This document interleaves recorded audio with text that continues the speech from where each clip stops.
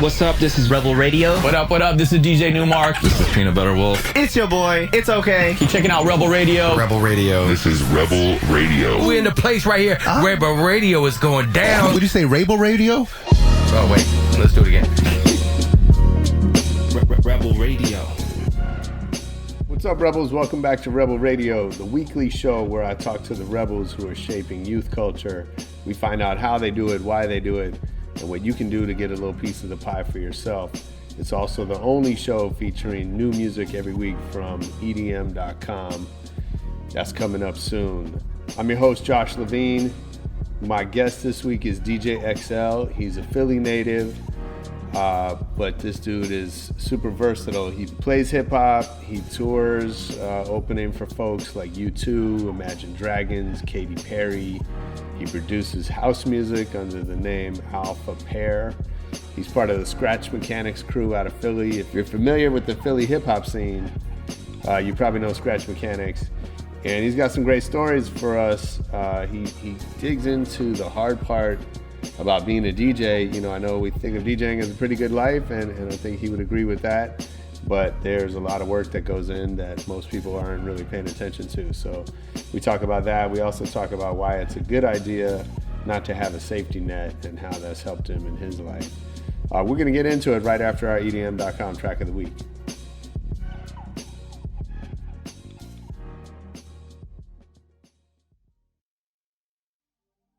She was my tattoo lady. What you wanna do? Oh, she was my tattoo lady. Yo, that was the EDM.com track of the week. That's Donnie Parker with a track called Tattoo Lady. If you like that one, get over to EDM.com and check out more new music. Also, spoiler alert, we have the CEO of EDM.com coming up as a guest on the show in the next few weeks. Ethan was in LA and was kind enough to spill his guts for me, so we're going to share that with you a little bit down the road. Watch for that one. And of course, let's get into it right now with my man DJ XL. My old school thinking, but like we think of a certain type of person.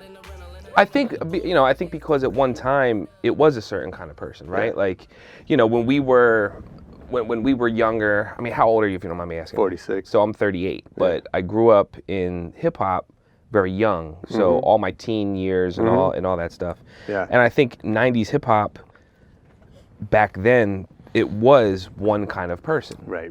And at that point too, like hip hop wasn't that widespread, so there wasn't many versions of it. For sure. And styles. It was like, the hip hop that we consider 90s or whatever was on the radio. Right. That was just hip hop. Yeah. You know what I mean? So, of course, you think of like Carhartt, Tim's, that kind of dude, not like Rock Climber, Merrill shoes. Exactly. Like NYU, But it's crazy. Because these dudes know just as much.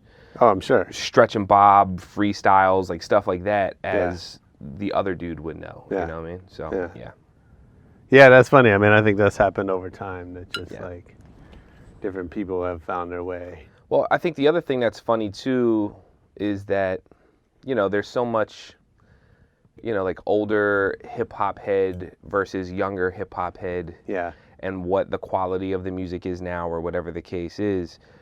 But at the same time, like, I think people, like the younger generation, they eventually grow into the older. Are you seeing that? Hip hop. I mean, like, just the same way there's a disconnect with an older generation into the younger music because it's not made for you anymore, is the same way that eventually those people get older and then there's a disconnect with them. Right.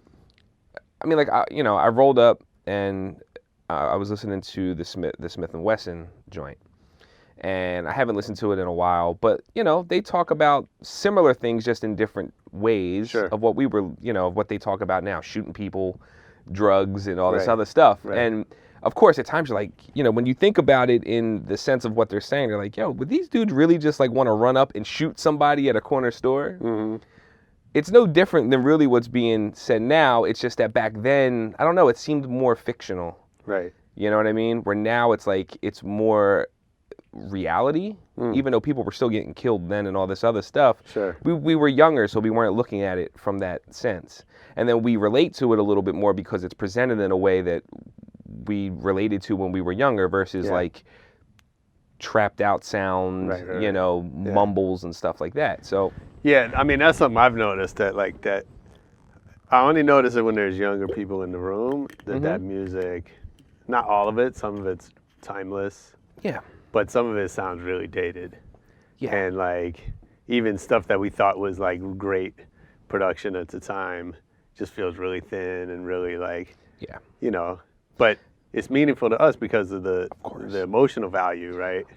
Well, I also think about, you know, my parents and they were upset with what I wanted to listen to back then. Is that right? Compared to what the kids have to listen to now if I was a parent and what my kid would want to listen to, like, they couldn't relate to it then, you know? Right. And I even remember being younger and I found the 80s stuff really cheesy. Like back the then? early 80s, yes. Like I couldn't appreciate early 80s hip-hop, you know, hey, baby, bubba, you know what I mean? Like that whole era, like that early 80s. Yeah. And then I don't know, I hit this turning point where I was like, yo, this shit is dope. Like these dudes were doing this shit off of nothing. They had nothing to go off of. I mean, it's funny, I had that last week. I was listening on Shuffle and like Jazzy J came up. Yeah.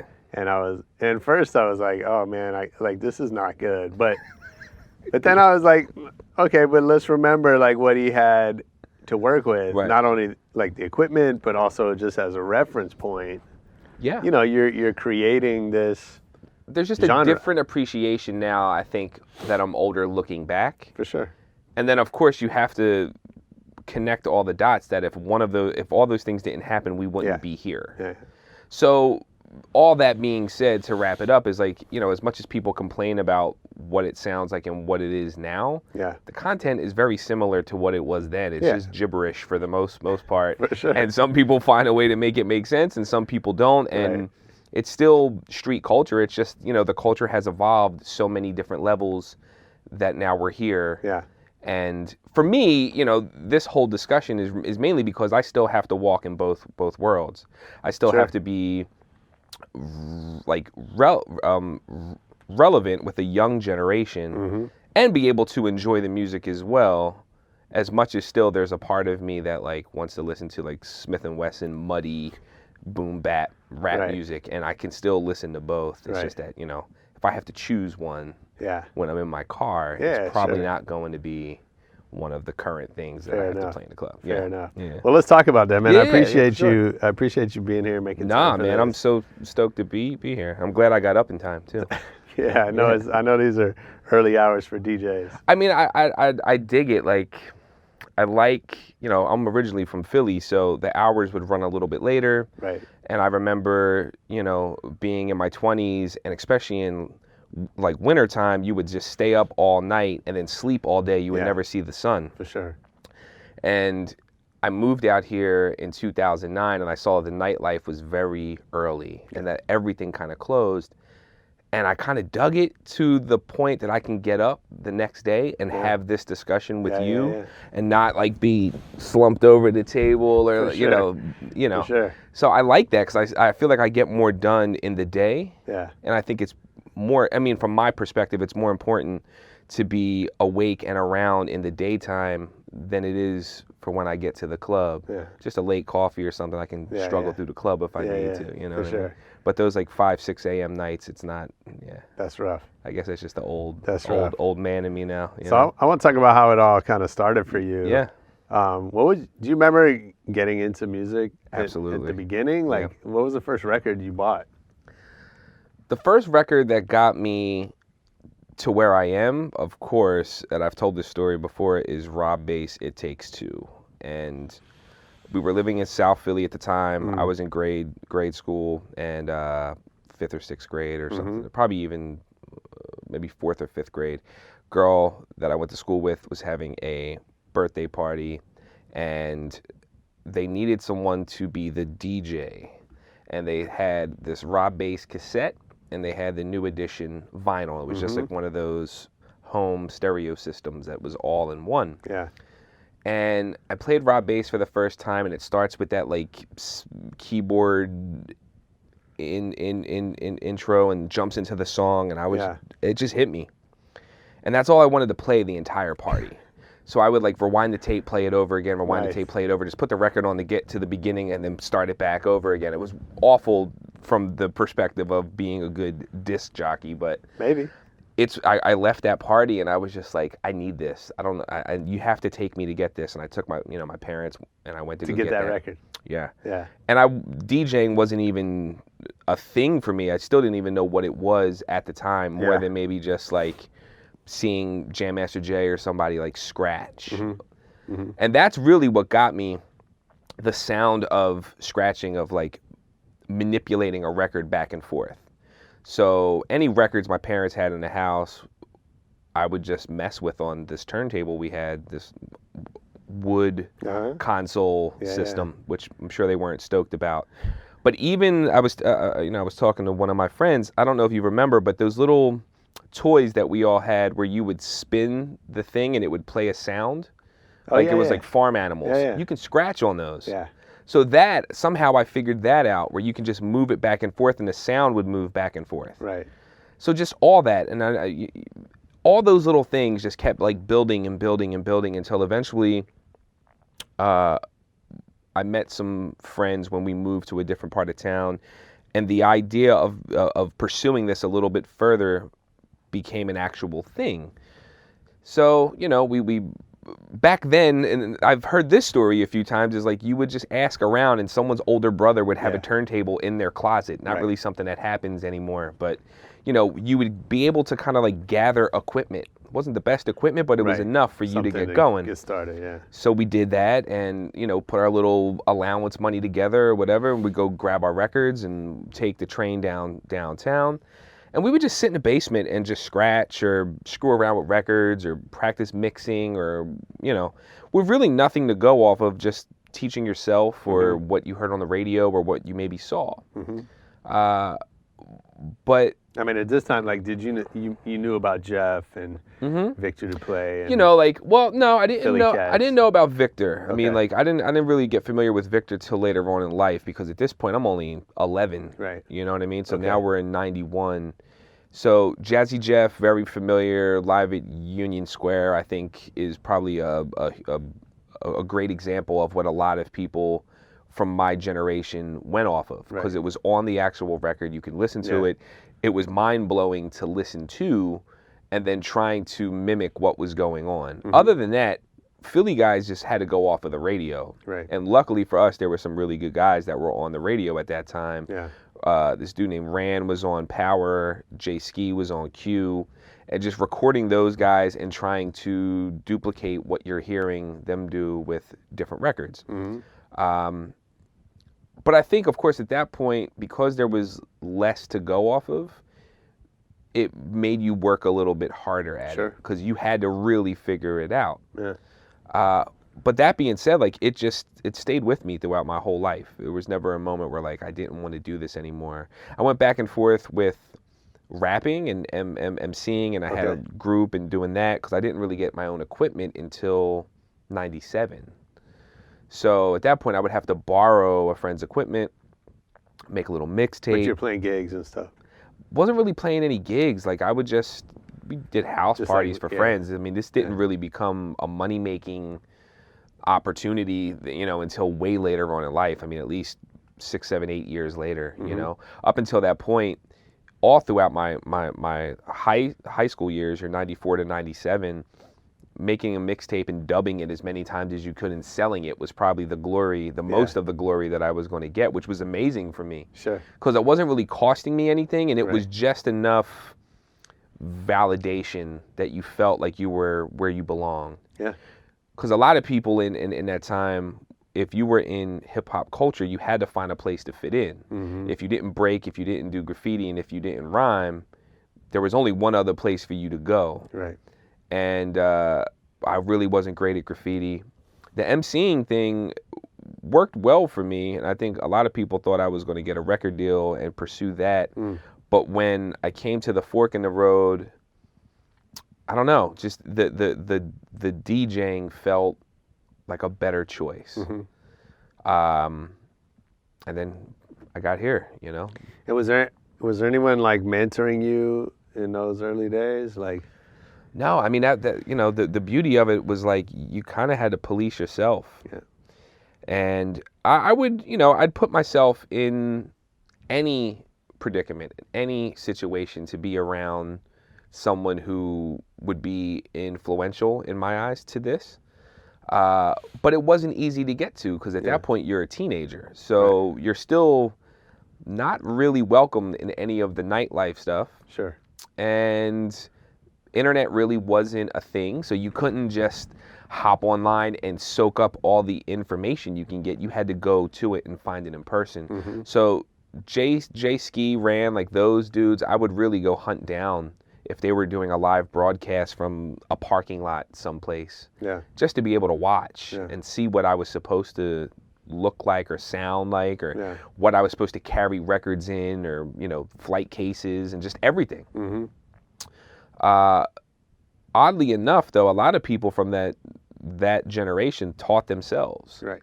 The schooling aspect of it really didn't become a thing until much later on, or at least like instructional video, which I think helped some of us, but also seeing now, if I had that back then, I probably would have picked it up so much quicker if there was somebody literally breaking it down for me. Sure. And like instructing me how to do this, that, and, you know, versus me having to just try to like put it in my head and then figure it out and then try to make it become an actual thing, you know? Yeah. Yeah.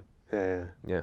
Yeah, I've thought about that. I mean, I know there's like, you know, now there's DJ schools and online classes and all that stuff. And, you know, sometimes there's a reaction of like, well, they're making it too easy for people. Yeah, for sure. You I know. mean, I think with almost anything now, easy is more common than not, you know?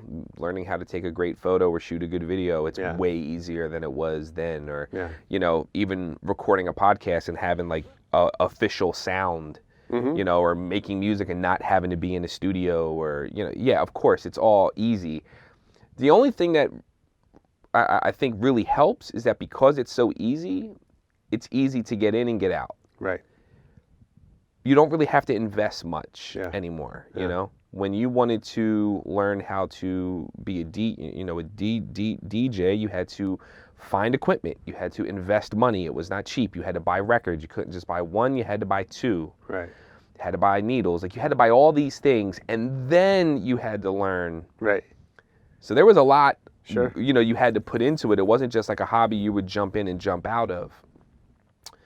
I think the investment was greater, therefore the love had to be greater, therefore, you know, your attention span for it lasted a little bit longer. Yeah. You know, these days everyone has a computer, so that's not even really a purchase that needs to be made, and you can just get a controller, dabble around a few months, decide you don't like it anymore. Right. You know, for me, you know, this is 20 some years in, you know what I mean? Like, I don't think I would have done that if it came to me that easy. So I know I know you come across a lot of younger DJs. I know you're involved in Rebel 3 Style. Yeah. Is the art form getting better? I mean, on one side, yes. When you look at DMC, there's some dudes that are just, it's mind-blowing, you know, what they can do.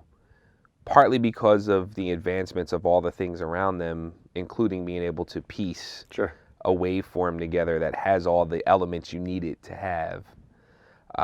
And then there's like this huge gap, and then it's like the beginning where it's not great. Right. But at the same time, you know, it took me maybe seven years of just being in my crib, screwing around, before I got to my first gig. Right.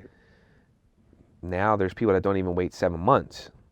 So I think the bar is very low for the entry level, but the ceiling has got pushed so Has it? much higher. Okay.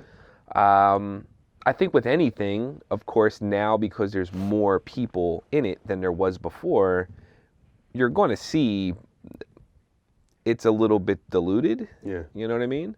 But I think at the same time, all the talented people and the people that really have an appreciation for the culture kind of like come out the woodworks and they bond together. Right. Because of course you don't want to be surrounded with something that's not inspiring for you. No matter what level you are, you still need to be inspired. So yeah. So where do you find inspiration now? A lot of my peers that I find are dope. You know, I have to look to them. Mm-hmm. The guys that I still looked up to when I was younger, I still look up to them, of course, because, you know, the ones that have stayed relevant know that they have to look into the newer generation and find who's dope in order for them to continue to be dope, you know? Right. So it's just, you have to build a network of artists that you find are doing great things in order for you to continue to stay on the cutting edge of it, you know? It's not easy, but at the same time, like, I think if you put a little bit of time in, if that's what you're looking for, it's there. It's easier than it's ever been for you to find it, you know? Yeah. So backing up for a second, do you was there like a first break or a moment when you realized that that you could do this for a living? There was a leap that I took, which was when I quit my job, and I remember having this very difficult discussion with myself, whether or not if I quit this job at the mall, will I be able to do this? Will I be able to make it? I was working at this leather jacket store in Franklin Mills in Philly. It was like my last job that I've ever had. And that was in '99. And, you know, I wasn't making a crazy amount of money, but I worked all week long and, you know, but I was spinning too. So I would, you know, at this point I'm working 3-4 nights, doing mixtapes as well. And I'm generating money from that side and I'm working the job at the mall and I was going to college at the time, but I dropped out of college and that really wasn't that big of a deal. But at the same time, I had to say, okay, like this job is interfering with me being able to do what I love. After going back and forth and back and forth, I decided to take the leap. I quit the job and just pursued DJing as a full-time thing. And, you know, like my parents couldn't figure it out because it's not real money to them at that point. And, you know, we're getting paid cash every night. It's not a crazy amount of money, but it's more than most people make. I mean, it's a week's worth of money for someone working a full-time job at that time in one night. And you do that 3-4 times a week. You're making a month worth of money in a week. But it's cash money. I don't have a bank account. I'm living at home. I'm blowing it on sneakers and gold chains and rims for a car. Everything you could, you know, you would do with quick money at the time. And I fought with my parents for the longest about like, no, this is legit. You know, my parents are like, you got to go to college if you want to do something, you know, serious. And, you know, I wanted to get into radio and they were fighting me. I needed to have a degree. And then I got on radio and I had that moment of being like, I told you. Even though, you know, it really, I think they were just happy things were going well. There wasn't a defining moment, but that was definitely the moment where I said, okay, I'm going to put my faith in this. Let's see where it goes. And I rolled for a few years doing well, and then I remember losing a bunch of gigs in a week, just club closed, something happened, and I had to, you know, I couldn't find any more work at the time. And I was at the point where I had to go maybe look for a job again. And it was very defeating, you know what I mean? Like, damn, this is not going to work. My parents are going to give me the worst time of I told you so.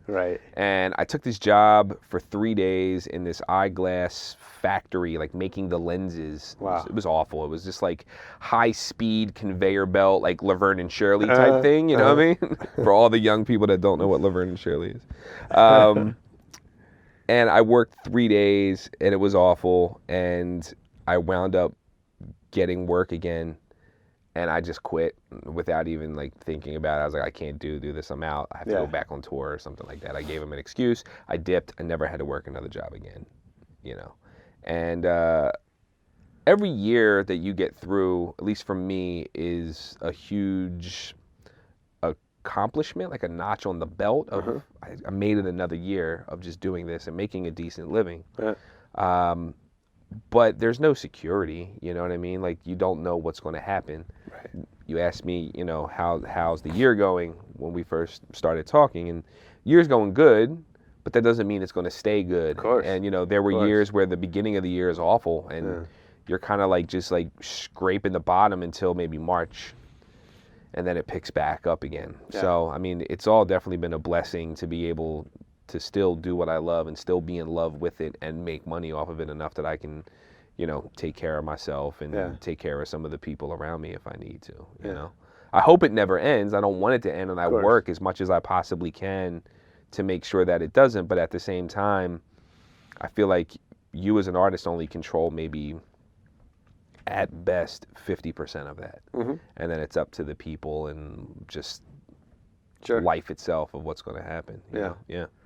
Yeah, I mean, it's interesting you say that, because I think, I mean, I've had this conversation maybe hundreds of times that I think, you know, job security is a complete fallacy. Absolutely. In every sense, right? And it's just that, you know, we're tied to this notion from the past, whenever America used to be great, that like you'd get a job and you're set. You're taken care of for life, and the company or the government or whoever is going to see to you, and that's not true. And so I think that people like us who unknowingly or not have kind of embraced that and just said, okay, this is the way we're going to live. One of the best things so far was that I was able to see that at a young age.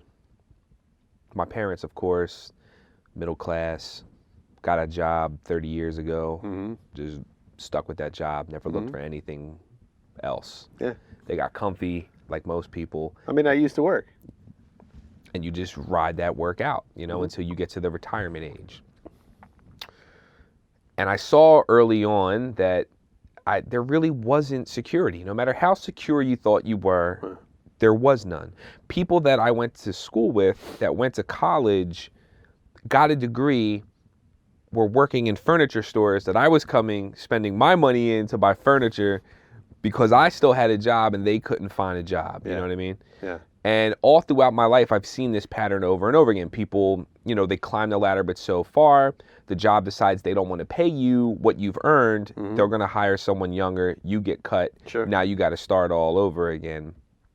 And all throughout that, I just constantly worked, you know, still doing what I love. Of course, the pay scale shifts from time to time. And, you know, it's still, for lack of a better term, it's still going to be a grind no matter what level you are. I mean, even the most successful is still trying to get to another place. And that's what I tell anyone that reaches out that's, you know, I wish I could be doing what you're doing. I want to do what you, like, we're all trying to get someplace else. No one should ever be comfy of like, yo, I don't need to do any more. I'm good. I'm just going to coast this out, you know?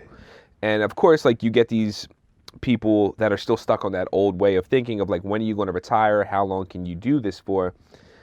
People like us, we don't work for retirement. It's not really work. I don't want to retire. If I could play and be in a club and people still enjoy themselves at 60, 65, I would love to. At least that's the way I feel now, because I still enjoy what I do, and it, you know, it's entertaining people and seeing them have a good time. I don't want that to end, you know? So, of course, you want to be more responsible now, being a little bit older with your money and not buy as many gold chains and sneakers and rims and all this other stuff. And you have to be prepared for when you're older, but at the same time, I don't want to have to think about retirement and do nothing all day long, you know? My dad retires. It's boring. Like, he has nothing to do. Where I'm like, yo, you need to go get another job or something. Like, just go find something to do, you know? So, the job security thing, I think, is an old way of thinking. But if you are into something that leads you to college to get a degree, by all means, do it. You know, go pursue whatever it is you want to do. I dropped out of college quickly.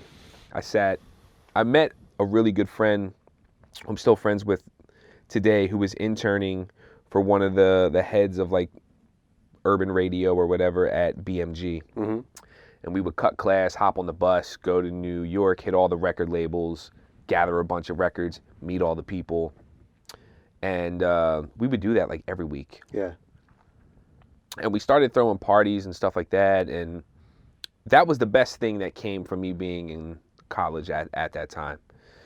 That and a girl that I was dating, that we cut class a lot. That was awesome too. But I remember sitting in class. I don't remember the class, but something about we had to bring a potato, and they wanted us to do something with this potato, and that was the moment I walked out. Okay. I was just like, F this. I'm cool. Like, this is not for me. Yeah. Told my parents. They were not happy because I was the first person in my family to go to college. But I really didn't know what I wanted to be. Like everybody else, well, not like everybody, but like a lot of people, you're just trying to figure out what's going to pay you the most money. Right. You know, do I go into some kind of like physical therapy, medical thing that's going to give me this? Do I do business? There was nothing I wanted to be. All throughout my life, the music thing is what I wanted to be no matter what. Mm-hmm. I didn't want a plan B. I felt like if I chose a backup plan, I wasn't going to take it as seriously, and I wasn't going to push for it as much because I knew there was a safety net under me the whole time. Right. You know, Yeah. whereas not having the net, it was like, this has to work out. So if you were advising, you know, if you were speaking at a college, Yeah. whatever, is that what you would tell young people? Well, I think if me answering this question, I probably will not be speaking at any colleges because it's not great for a college to have somebody tell them. I don't mean the dropout part, but I mean like the safety net thing. Like, I think, you know, the way I think about it is a common thought for more people, where it's choose what you love. Yeah. You know, don't choose the money. And it's not that I come from money. I don't come from any money, so I can't say that because I know I'm good. It's just that, you know, someone posted this chart of like the lifespan of a person, and it shows you like 0 to 20, 20 to 60, 60 to 80, and a lot of your life is spent, a good portion of your life is spent working. for sure. And the idea of, you know, I see people, parents, friends that have these jobs that, you know, long for the weekends and long for the vacation because they're just not happy in what they do. It just doesn't make sense. Yeah. So if you're in college and if there's something you want to be, if you want to be a doctor or a lawyer or something, at least love it to the point that you're not longing for the weekend when you're not there or for the vacation. If you don't have something, then you don't belong there. Yeah. Or you're just getting a degree in something that's just for you to say you have a degree in, or you want to be in like a fraternity or something like that. You know what I mean? Which is totally cool if that's what you're into. Right. You know, I also see a lot of my younger cousins that went to college for things that have these incredible student loans that would just give me, you know, a anxiety attack to the max. Yeah. Having to start life with $100,000 in debt. Yeah. And there's no way around that. That money's coming out of whatever your check is. And then at that point, it's holding you back from living because you can't really do anything until you knock that loan down, you know? And hoping that you get a job that's going to give you enough money that you can go do that, you know, pay that loan down and then do a little bit. So, you know, I definitely don't regret any of that. And I don't think college is a bad thing at all. It's just that, you know, I think for creative and artistic people that don't necessarily need a degree to get by, I think that's where you have to take a look. You know, for me, my parents felt that I needed a degree to do anything serious in music. And I mean, even though getting hired on the radio wasn't the answer to all of that, it was enough for me to be like, yo, I don't need this degree. Like what you thought I needed a degree for, I don't. For sure. I have a friend who I went to school with who is very artistic in graphic, drawing, computer, that whole world. And he went to college, he went to like Art Institute to get a degree. He didn't need it for his skill, he needed it because the jobs that he needed to get wouldn't hire him without having a degree. So for him it was like, all right, I just need to go do this. And he, you know, he still does what he loves and it's easy work now. He's making a great living just, you know, doing whatever he was doing when we were younger. I mean, he would do all my mixtape covers, graphics, business that's cards, whatever the case is, and now he like designs buttons for apps and shit. Like it's stupid, but he makes a great living off of doing it. He needed the degree to get that job. You know. So thankfully, I haven't really been in a place where a degree matters. And if I had to go back to college, I don't know what I would do, because it's just I'm just not there, man. Teach. Yeah, for real. I would love, if I could teach and get like a PhD or something just to be on that level, that would be great. Or if I can get like an honorary degree, that would be awesome. Yeah.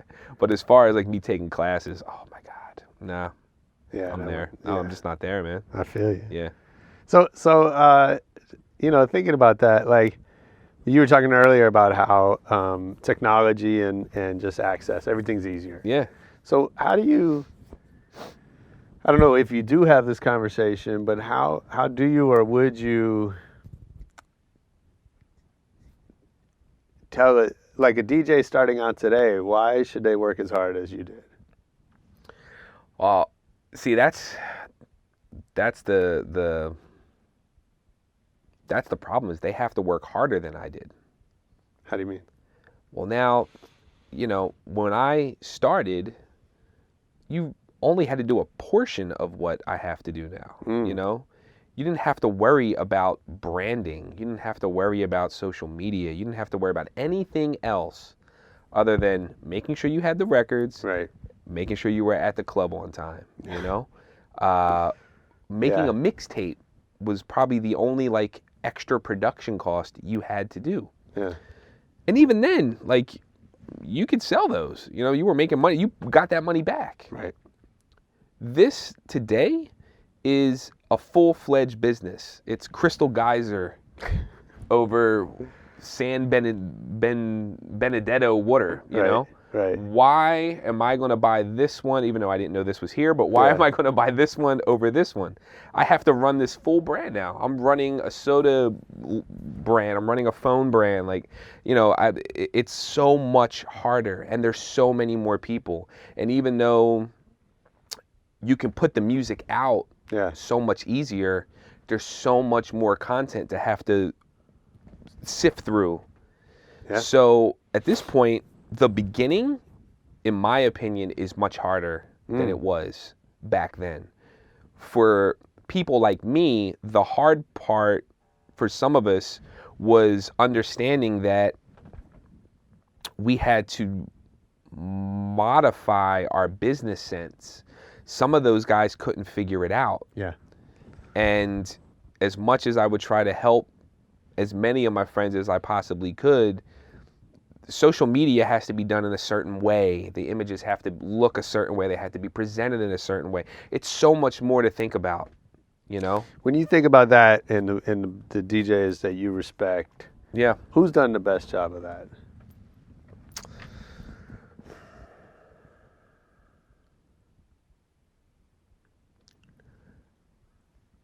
I think Jeff, of course, has a he absolutely has his finger on the pulse. He understood early on, I have to do all this content to be able to stay relevant, to be desirable to other people, even though his name is probably an easier sell than most.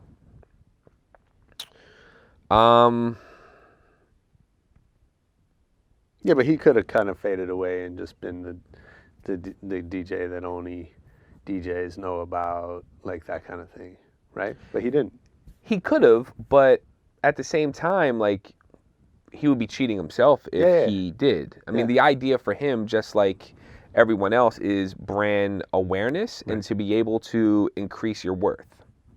In order to do that today, in my opinion, what we do on a set of turntables for that set isn't the most important thing. It's all the other stuff that already solidified the deal before you got there. You know what I mean? Once you get to the decks, I mean, there's so much more that has to be done, handshaking and political type stuff. Getting to the decks, and once you get to play, that's the easy part of the night. You know, that's the part you've had down. It's all the other stuff, you know? You'd be surprised how hard it is for people to navigate all the other things that need to be done. I mean, it's the same way, like, I grew up with guys who were amazing, like, mind-blowing on a set of turntables, but never really were able to get out of that local scene because you have to do all these other things that keep you in the forefront of people's minds when you're trying to get booked. Yeah. You know? Jeff is a good example. I'm trying to think of other people that I mean, a lot of the guys that I would think of had to look at other avenues to then come back around, you know? Who? Well, all right, so if you look at, you know, someone like A-Track, per se, he had to kind of take a different direction, you know? The tour DJ worked for him, but if he didn't pursue production, electronic music, and all those other things, I don't know where he would be. I don't know if he knows where he would be. Right. You know, he had to take maybe a sidestep from all the things that he was doing prior to be able to still stay at a higher level of, you know, the DJ world versus, I don't know, guys that he grew up with, Clever, Craze, or someone like that. Clever had to go in his own way. He had to get out of what he was doing originally and take on not necessarily a different persona, but just modified, you know. Craze still kind of stayed in his lane, but, you know, he was able to be happy there. Yeah.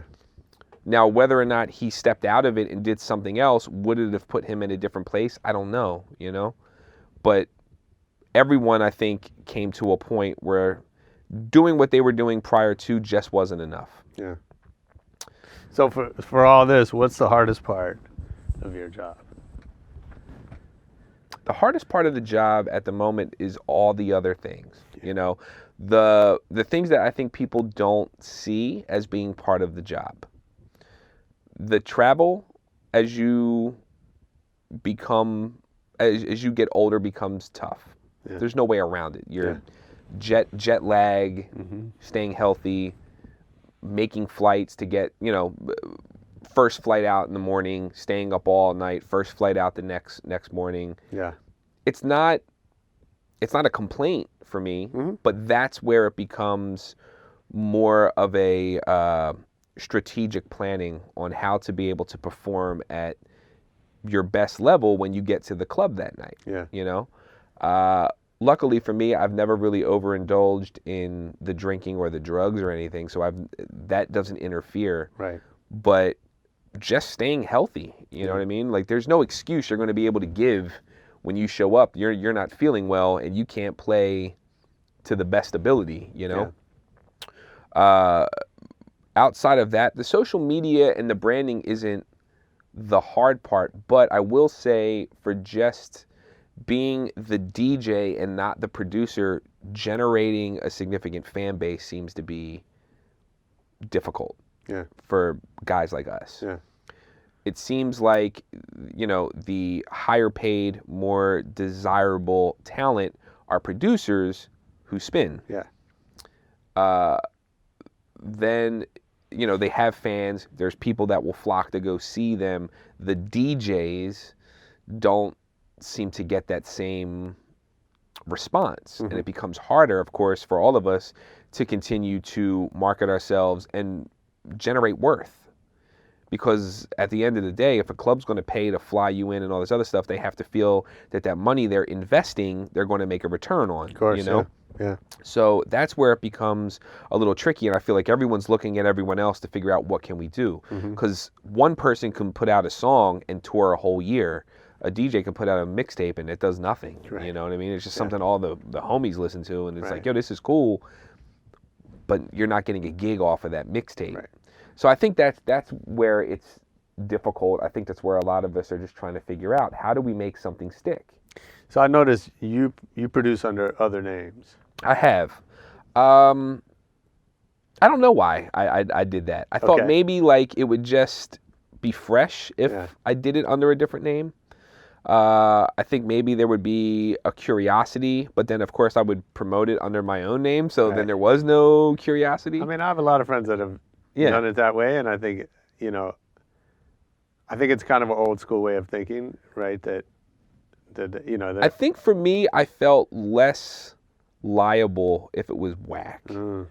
You know what I mean? I think it was me just trying to cover my ass. Net coming back. Yeah, which was a bad choice. Not really a bad choice. It just wasn't. It didn't follow suit with all the other things I did. Right. But the production thing, I've never really felt great about. Yeah. I think I felt that as much as I like to produce, I hate to produce. I hate sitting in front of the computer for hours on end and just like tediously working through sounds to the point that when the song is done, I don't even want to hear it anymore. And if it wasn't for people showing positive response back, I don't even know if I would be able to tell you if I thought it was good, because by the time it was done, I was just like, this is awful, you know? And I think going under a different name just gave me like a little bit of just like, I can dodge it if it wasn't, you know, if it wasn't good. It's like, I was just experimental, you know? And it worked out, and I still mess around with production, but I don't crack the computer open every day just to produce. I mean, that's a really valuable thing to learn about yourself, right? Because, you know, it's almost like, you know, if you don't enjoy that process, and, you know, the worst thing is it does really well, and then you're like, okay, now I got to do this all the time. You know, the thing is, you feel, for me at least, like you feel backed into a corner. If I don't produce, am I cutting my nose to spite my face? Right. If I don't produce music, am I not going to be able to spin anymore? You know, because or am I just going to chop my career in half because, you know, obviously the production is what people are able to market themselves under. So now it's like, okay, well, I'm not producing because I want to produce. I'm producing because I want to be able to continue to work. Whereas there's guys that genuinely love to produce. They love everything about it, you know? So then there's that side of it. And then... But that's back to what you were saying originally, like, do what you love. I know. Yeah. But you're torn because, you know, doing what I love seems at one point that it's becoming non-existent if you don't do the other thing. Right. So... now you're just like, okay. And a lot of guys got into producing for the same reason, because it's like, if we don't do this, me mixing and me putting out mixtapes and live sets and all this shit is not enough. Yeah. So now it's like, we have to produce. Some people just make crappy music. I mean, you know, some people, the things align and you get stuff that's dope. For me, a lot of the stuff that I made didn't even work in the sets that I was playing. So it wasn't even really helping me in that, in that sense. It created a different fan base for people. And it was cool to just see it out. And did you ever perform under those names? We've done a couple of gigs under those names before. But again, now you're starting from the beginning in a different field. And if you're going to produce a certain kind of music, like we chose house music, stuff that we kind of grew up on, just soulful. That's the sample. Alpha Parade? Yeah, it's Alpha Pair. So, Alpha Pair. Yeah. Okay. We chose that because that was stuff that didn't really feel trendy to us. Didn't feel like we were just jumping on twerk music or trap music or whatever was going on at the time. It was something that it was relatable to who we were as people. But then, of course, you're not just going to make music and jump into someone else's field. You have to really like work the angles, and those dudes, they want to make sure that you're legit at what you're doing. It's not just super easy to just make this music, throw it in, and then you start to see how political that side of it is, and that music you see on the charts are paid for, and it becomes like an investment. And then you're like, oh, well, you know, this is not really what we wanted to do. Like, we just wanted to make music and be able to keep spinning, you know? So after like working a bunch of records and just getting all the ideas I had in the computer out, we were like, all right, let's just chill on this for a little while. Let's get back to spinning. And you know, I've been able to do that because the DJing side of it stays busy. And like I said, there's ideas that I come up with from time to time, but as far as the production, I mean, I feel like I shouldn't work 1 foot in and 1 foot out. And if there's not something presented to me, if there's not a job presented to me For production, then I'm not going to work for it. I'm not going to work the same way. Like if you give me a task and say, look, we need you to produce 6 songs. This is what we want. I can go home today, sit in front of the computer, and I have a goal that I'm working towards. If you're just like, yo, just crack the computer open every day and make a beat. So this is like, oh man, this is like learning code. Right. You know, like I'm going to try to copy and paste as much as I possibly can because I just don't want to do it. Yeah. It's not why I got into it from the very beginning. I like that I know how to do it. Yeah. If I want to, I just haven't found something to put me there to want to do it every day. Yeah. Yeah. All right, I got to get to a lightning round. Nice. One question first. Okay. I always do this, and James gives me shit about it. I always forget a last question. Okay. So I know you have the Scratch Mechanics crew. Yeah. How does being part of a crew help you, and how did you know when you had found the right guys? So all those guys, we all grew up around each other, and some of us were peers. Who's the crew?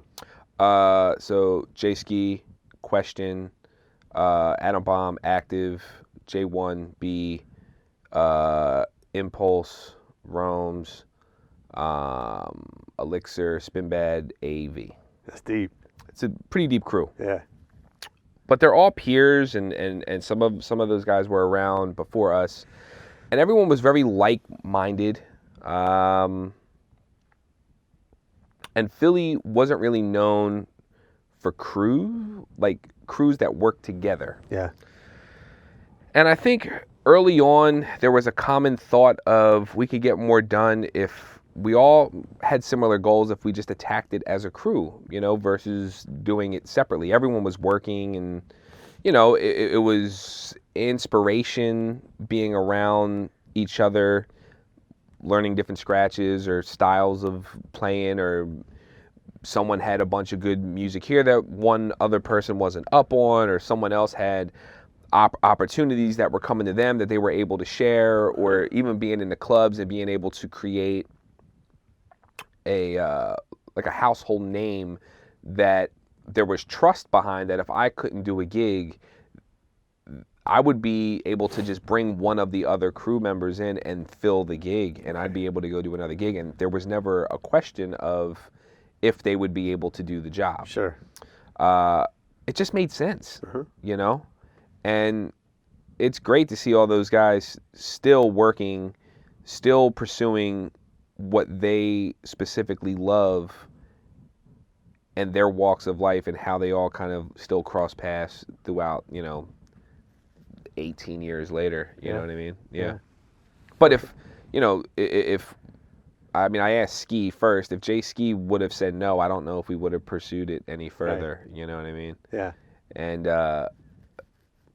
there was always thought about like bringing more people in, but then it just got real tricky, adding more people, or certain people had certain issues with other people, and it just became it was just like all right. Yeah, this is too hectic. Yeah. It wasn't supposed to be that way. It's just supposed to be fun and a bunch of friends working towards a similar goal, and how can we help each other out? You know what I mean? Yeah. Okay. So tell me one decision that changed your life forever. Moving to California. Absolutely. A lot of things now, looking back, wouldn't have took place if I stayed in Philadelphia. I mean, we wouldn't be having this discussion if I stayed in Philly. It was probably one of the hardest decisions I had to make at the time, because it felt like I was moving to Russia. You know what I mean? Like leaving, I felt like, oh my God, I'm never going to... Was that the two choices? LA, Russia? Yeah, it was like, if I don't go here, I'm going to have to go to Russia. There really wasn't another choice. Yeah. Philadelphia is a city where you become very attached to. And that's not a bad thing, but then it can be if what you want to do for your career needs you to go someplace else. And you feel like you owe it to the city to stay. And that you're I don't know, like you're not giving proper respect if you leave. But then I saw that it was actually the other way around. I was kind of cheating this city if I didn't leave and push what I've been pushing for as far as I possibly can. It's not like I've forgotten where I'm from, or I, don't mention that I'm there, or I don't even go back home and play. I mean, I do all those things. Right. And not only do I do those things, I try to push any one of my friends that's still back there to do the same thing. Like, if you feel that you're stuck here and you can't get what you need here, it's time for you to look someplace else. Sure. You can always come back home. But it felt like I was never going to see these people ever again, and I saw everybody, and I kept in touch. I didn't lose any friends. Everything is fine. It was really hard. And then when I got here, I moved because a friend of mine just kept pushing me, like, you have to leave. You have to get out of here. And was just like, yo, I have enough work that once you get here, you'll be good. And of course, I get here, and all of that goes to shit, And now I got to start from the very beginning. And at 29, being at the top tier, at least in my opinion, of my world in Philadelphia, with as much security as I can possibly accumulate in this world, I left all of that, and then I started at the bottom. Yeah. To the point that, like, I knew people here, they could not get me work for anything. I mean, friends of mine would just say, come to the club, we'll just put you on. And the moment whoever saw that it wasn't that person, it didn't matter what I was doing. Right. I could have been making mixed drinks and mixing the records and, projecting images on the wall. They were not having it. You have to get off. No, get him off, Wow. And it's humbling because at this point you're like, come on, like, seriously? Right. And that happened for a while, and you start to, like, second guess yourself, of course, and, am I just on my own shit? Do I think I'm better than what I am or whatever? And none of that mattered. It had nothing to do with that at all. It's just, people are familiar with who they're familiar with, and that's what matters. And I just had to play my part, I didn't come in very pushy. I didn't want to, like, make people feel like I was coming to take work from them, because I wasn't. And it wasn't really that I wanted to become the local guy here at all. I just needed exposure and opportunity for what I've been doing to get to other places. And that was definitely the biggest decision, the best decision, not only just for music, but just for life in itself, of just a way of thinking towards life and the positives and negatives that happen, people that I've met throughout the time that I've been here. I don't know if I would be able to do this as a career if I stayed in Philly, and that is scary. Yeah, because I don't want to ever have to look at this as a past tense life. Of course. Yeah. Okay, complete this sentence. I don't have talent, I have blank. Yeah. I don't have talent, I have love, for sure. Because it's the love of everything that this culture brings that has kept me still excited to talk about it, to record a set, to play, to travel to a city, to travel to a club. Like, yeah. If I didn't love it, I would have just wiped my hands and did something else, started a clothing line or something like that, So, if I worked for you, if I was on your team, management, or whatever, what's something I would hear you say over and over? That's funny.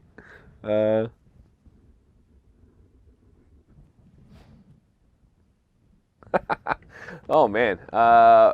Like, either what are you going to do or fuck it. Yeah. Because I feel like at that point you have certain things that you don't control. Yeah. There's enough negatives that go around, and the what are you going to do or the fuck it mentality is like, just leave it. Let's move on to the next thing. Let's not, let's not dwell on the negatives, I think that's the one thing being in this business, the negatives outweigh everything else. There's so many more negatives that happen that if you let those weigh you down, it just it messes up your whole mentality looking forward. Yeah. So at that point, it's like, don't stress on it. Let's just move on to the next thing, you know? Who would you be most excited to learn as a fan of your work? Someone not in music, like President Obama or something like that. Okay. You know, I think it would be really cool. Yeah. For me, at this point, you know, of course, any fan is a great fan. But to learn that someone who you wouldn't expect listened to your music, Right. or someone that isn't actually in the culture at all, and just gets enjoyment out of something you've put out, whether it's a song or a mix, or they work out to it, or they play it at a dinner party or something like that. Yeah. I think something like that would be really cool. I had a chance. I got vetted to go play at the White House, and that was probably a hard thing for a lot of us. Yeah. Because if you have like unpaid child support or something like that, like you can't get the gig. Right. And I got asked twice to play, and it just didn't work out. And that's That's exciting. yeah, but it's a bummer that I didn't get to do it. Sure. Yeah. But yeah. Hopefully there'll be another president worth playing for. Yeah, absolutely. Well, that was the funny thing too. Then once the election happened, the question got asked to everybody, you know, would you play? Yeah. How much would you need to play? And I think a lot of people were divided in like, well, if they paid me this much money, I'm going to go play. I just don't need to talk about it. Right. The other side is like, nah, I'm cool. No. Like I don't even want to be in the mix. I think with the last president, that was the first time it was exciting. We were like, yo, I want to take this gig. Yeah. You know, I remember getting asked to do the gig, and it didn't pay well. It wasn't a well-paying gig by any means. It's a government job. And really, the biggest thing was the photo. If you can't guarantee me the photo, yeah, for sure. I'm cool. Because I don't even care about the party. Right. I can't do anything. I can tell you I played at the White House. Yeah. I can tell you it was amazing. If I don't get that photo, though, Yeah, it didn't even happen. Of course. So at that point, it was just like, yeah, I'm cool. That's funny. Yeah. Well, I know we talked about travel earlier. What's your favorite city to travel to? Oh, man. Tokyo, by far, is just, there's no other place like it, man. Yeah. You know, I saw you were just in Asia, right? I was. I didn't go to Tokyo this time. I need to go soon. Yeah. But I've been a bunch of times, and there's just no other place like it. Mainly because, I agree. For me, their admiration for Americana and their dedication to, you know, preserving what was great here. Yeah. And if you enjoy that, as well as all the other Japanese culture that comes with it, Sure. you're just in heaven, man. Yeah. You know, it's Yeah, no, it's a trip. It's a trip seeing the Japanese take on American culture in that way. Yeah. And thank God somebody cared enough to get it, because I don't know if we here, I mean, they were ahead of the curve, you know. For and sure. even though I know plenty of people here that are just in love and dedicated as they are, I don't know if those things would have been found that early on. Like they were here way early. Yeah. So, you know, the thought of maybe those things like not even existing anymore would be a bummer. Yeah. You know, I'm just waiting for someone there to like find all the like Carl Kanai hoodies and all like the stuff that I can't find anywhere. Yeah. You know, I'm sure it's out there. I'm waiting for someone to find them. Yeah, That's amazing. It would be great. Yeah. What's the last great book you read? The last book I bought, this is going to be funny too. The last book that I bought was Dianetics. Okay. Back in the 90s, Wow. not knowing what the book was. Yeah. But I was like, I want to know about the world. I want the secret to the world. Yeah. I couldn't get past the 7th page. Is that right? I just didn't understand it. I'm sure. And I didn't even know what that's true. Scientology Right, was or right. anything. Yeah. And I gave it to my friend, and I don't think he was able to get past it. I never read Dianetics, but in the 80s, Yeah. they used to like have people stand out on the street Yeah. and be like, do you want to take a personality quiz? It Okay. was like this thing, and they would Yeah. hand you a flyer. And one time I'm like, whatever. You know, I'm just looking at it, and the questions were kind of interesting. Yeah. So I filled it out, and I either mailed it in or I gave it to the girl on the street or whatever. And they called me. They must have called me like 30 times Wow. to like come in. Did you ever go? No, because I told my boss at the time, It was like on my way to work. Yeah. And then she was like, "Oh, stay away from that." I was like, and I was like, I have no. I mean, this was. I mean, like you had no idea I had what it was. no clue. But she told me that, and then like they just kept calling and Yeah. calling. So by the 8th call or something, I was like, okay. I mean, I have dear friends that are Scientologists. Okay. They're great people. You know, I've never really questioned them on what got them there. Yeah, I have friends that are Scientologists. Yeah, and I don't have any Yeah, who cares? judgment towards it. I mean, if it put you in a better place, and I guess it did what it was supposed to do. So we did. One of my first jobs in the industry was at Loud Records, Yeah. Okay. and I was kind of a glorified intern, but Nice. So were you working in New York? no, here. Oh, okay. So this was at the beginning of Loud. This was the Madcap record, Yeah. if you remember that. Mm-hmm. And the whole kit and caboodle. Okay. So we did the release party Yeah. at the Scientology Center on. It was either on Franklin or Hollywood. It was this all glass. Yeah. Yeah. That glass dome building. And so we had to go to the they called it the Celebrity Center Yeah. to like book the space. And you know, again, you sort of only knew a little bit about what Scientology was Sure. at the time, but we still knew it was like Just something not for us, yeah, right? Yeah. But they were like the nicest people. Yeah. And the venue was amazing. And then we had this huge fight, so alcoholics got up on stage. And then like something happened. There was a fight. I want to say it was Micah 9 was like fighting with some other dude in this all glass building. So Of I'm course. like, man, somebody's gonna throw Please a chair. do not break the glass. Yeah. I was like, somebody's gonna throw a chair and like just break this building. And luckily none of that happened. Oh but, my God.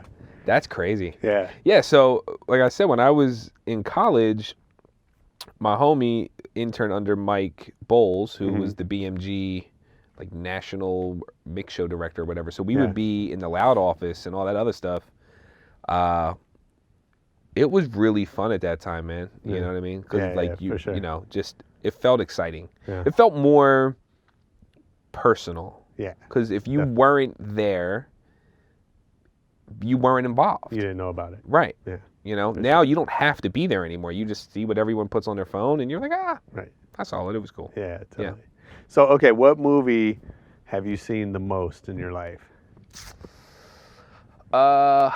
Either Back to the Future, Pulp Fiction, Mm-hmm. Goodfellas. Yeah, I think those are probably That's a good life. Yeah, man. those are probably the If ones those I've on like heavy rotation. That's a seen good the life. most. Not by choice, but like they're yeah, on. they You're just like, come I might up. as well just watch it. Exactly. You know, probably Exactly. Coming to America. Oh hell yeah. Any movie that you can quote that much, you just keep watching it. Yeah. You know, over and over again. My Yeah, 8-year-old son just asked me if we could watch it again. Coming to America. so good. It's great. It never gets old. Nah, it's the best. But I love movies like that, and you know, I look forward to adding to that collection of movies that you just enjoy watching over and over again. Yeah, For sure. yeah, hell yeah. Who's your favorite DJ? Revolution is in the top, only because I don't know another DJ that works that hard to learn shit that he doesn't know. I mean, like, he just took a year and like perfected his bad hand just because. I wouldn't work that hard. Incredible. You know what I mean? Like, he would just do that. Yeah. He's, even though he's eased up over the years, his like militant mindset towards the culture is just inspiring. Yeah. My other favorite would be Jay Ski, because he's been doing it way longer than me. He's still in love with it. He still plays at 100%. I've never heard him phone it in. And I think we're all a little guilty of phoning it in from time to time. And I've never heard him do that. I've never heard him play at 60%. You know what I mean? Like, he always just goes, takes his time to work through all of the records, whether it's routines or, you know, just shit that he does. And he has this ability to scratch records on counts that no one else can find them on. Okay. And I've never heard anyone else really do that before. Records that start weird. Yeah. Slum Village records and, records that just don't start on the one. Yeah. He just drops them on beat all the time. It's so mind-blowing. That's crazy. Yeah, it's a talent that I try to learn, but I have to I start drooling when I try to listen to it and figure out where it is, and he can just catch it. Wow. Yeah. I've also watched him many a nights be in the club, talk to me, and find the next record and catch the record in the last 20 seconds before it fades out and never misses it, you know? Yeah. That's cool. Yeah. And then of course, Jeff is always great to watch and more or less for Jeff, I enjoy just sitting and talking to him. I've heard him play enough, but just being able to pick his brain on life and just still being able to function in this world and feel good at it. Yeah. Because I know now that it gets harder as time goes on and as, he travels like no other person. So, to be able to travel like that and still perform, I think is something that's worth learning. Yeah, no doubt. Yeah. Oh, yeah. Definitely. Yeah. Well, thank you for being here, No, man. thanks for having me, man. That was great. Hell yeah. How does everybody find you online? Excelogram on IG, djxl.com is the website. And if you just want to peek at some mixes, mixcloud.com/therealdjxl. Cool. Yeah, and everything else you can find. Yeah. Yo, this has been fun, man. Hell yeah. Same, bro. Great talking to you. Same, man.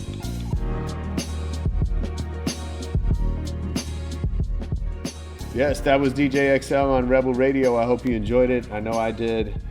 Leave us a comment. Hit us on Twitter at Rebel Radio Net if you're one of those people that still uses Twitter. I guess sounds like now that politics are taking their effects, people are using Twitter again. I don't really know, but hit us on Twitter. We'll see what happens.